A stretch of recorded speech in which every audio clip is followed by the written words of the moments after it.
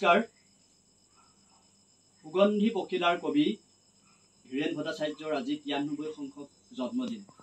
এজন মহান কবি বৰ্তমান আমাৰ মাজত নাই যদিও তেখেতৰ কবিতাই শদিয়াৰ পৰা ধুবুৰীলৈ গোটেই বিশ্বৰ দৰবাৰত বিয়পি আছে। এইজন মহান ব্যক্তিৰ জন্মদিন আমি মৃগনাভি মইনা পাৰিজাতে আমি আনুষ্ঠানিকভাৱে এটা অনুষ্ঠুপীয়া কাৰ্যসূচী আমি তেখেতক আমি স্মৰণ কৰিব খুজিছোঁ। আৰু বিশেষকৈ এইটো ক'ব লাগিব, হীৰেন ভট্টাচাৰ্যৰ জন্ম হৈছিল 1932 চনৰ 28 জুলাই তাৰিখে, অৰ্থাৎ আজি 28 জুলাই তাৰিখতে তেখেতৰ জন্ম হৈছিল। তেখেতৰ প্ৰকাশিত পুথি হ'ল শস্যৰ পথাৰৰ মানুহ, সুগন্ধি পখিলা, মোৰ প্ৰিয় বৰ্ণমালা, ভাল পোৱা বোকা মাটি, আৰু বহুত তেওঁ কবিতা লিখিছে, গ্ৰন্থ লিখিছে। এইখন হ'ল উল্লেখযোগ্য গ্ৰন্থ। আৰু তেওঁ 1992 চনত শস্যৰ পথাৰৰ মানুহৰ কাব্যগ্ৰন্থৰ বাবেই তেওঁ পাইছিল সাহিত্য একাডেমী বঁটা, আৰু তেওঁ বিষ্ণুৰাভা বঁটাও পাইছিল আৰু অসম উপত্যকা বঁটাও পাইছিল। আমি মৃগনাভি মইনা পাৰিজাতৰ আমি নীলাক্ষী বৰুৱাক আমি এই মহান কবিগৰাকীক স্মৰণ কৰিবৰ কাৰণে আমি এটা কবিতা পাঠ কৰিবৰ কাৰণে অনুৰোধ কৰিছোঁ। বৰাগী বিৰি, ইয়াতকৈ আৰু কি হ'ব পাৰে?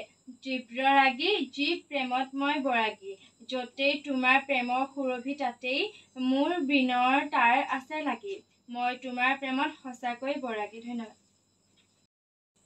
আমি মৃগনাভি মইনা পাৰিজাতৰ মইনা অৰ্ণৱ বৰাক আমি হীৰেন ভট্টাচাৰ্যৰ এটা কবিতা পাঠ কৰিবলৈ আমি অনুৰোধ কৰিছোঁ।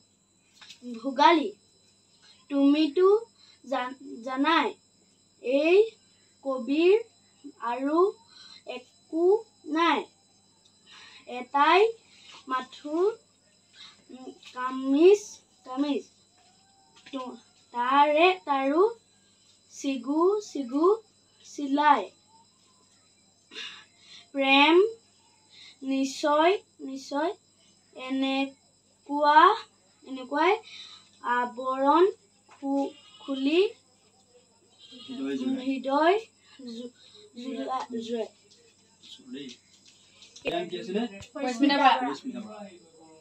এইবাৰ আমি মৃগনাভি মইনা পাৰিজাতৰ পৰিস্মিতা বৰাক আমি হীৰেন ভট্টাচাৰ্যৰ এটা কবিতা পাঠ কৰিবৰ কাৰণে আমি অনুৰোধ কৰিছোঁ। এথোপা ফুল, আটাইবোৰে উবুৰি খাই ধৰিলে, কোনোবাই চকুহাল আৰু মই হাতখন খুলি চালো, এথোপা সোণোৱালী ফুল তাইৰ হাতৰ মুঠিত শুকাই কাঠ হৈ আছে, কোনেও নেদেখাকৈ মই ফুলথোপা লাহেকৈ আঁতৰাই থলো, মৌ যেন ফাগুনৰ গুণগুণ এথোপা ফুল। ধন্যবাদ। আমি মহান ব্যক্তিসকলক আমি এনেকৈ স্মৰণ কৰিব লাগিব, যিহেতু সকলো ব্যস্ত, স্কুল আছে, কাম আছে, সকলো ব্যস্ততাপূৰ্ণৰ মাজতো আমি এই মহান কবিগৰাকীক আমি যিকণ সময় আমি স্মৰণ কৰিলোঁ, এয়াই হ'ল আমাৰ বাবে এটা উল্লেখনীয় দিন। আমি আমাৰ এই অনুষ্ঠান ইমানতে সামৰণি মাৰিছোঁ। ধন্যবাদ।